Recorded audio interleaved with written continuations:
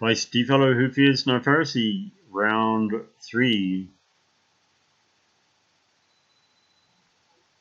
They replied and said to him, "In sin you were born totally, and you are teaching us, think you can teach us?" And they threw him out. Jesus heard that they'd thrown him out and found him and said, "Do you believe in the Son of Man?" He replied and said, "And who is this, Lord, so that I can believe in him?" Jesus said to him, "You have seen him. The one speaking with you is him." He said, "I believe, Lord," and he fell down and worshipped him.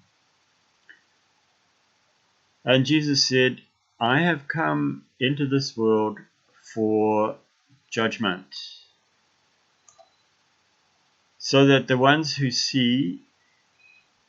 do not see may see, and the ones who see might become blind."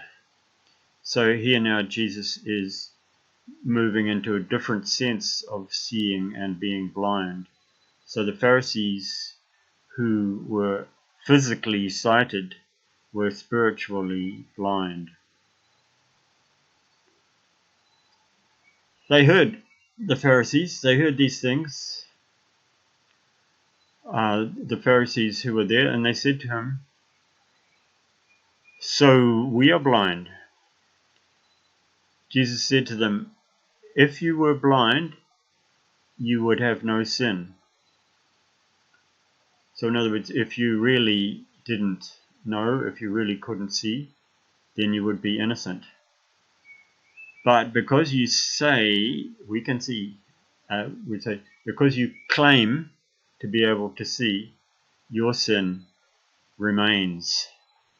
So what an interesting story. I'm sure Jesus was really pleased to meet this fellow who wasn't afraid to take the Pharisees on.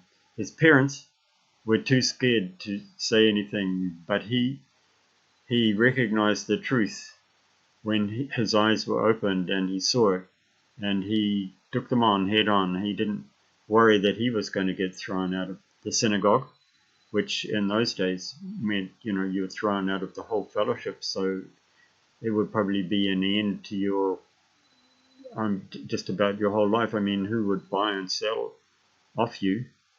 You would be a real outcast, so life would not be very good for you. But the man, when he saw Jesus, when he saw the truth, he was prepared to pay that price, and he was quick-witted enough to take on the Pharisees, and so he then handed the ball back to Jesus, who had these words to say to the Pharisees, again in a kind of cryptic way, because he's using the word seeing, sighted, and blind to take on now a different meaning, spiritual sight and spiritual blindness.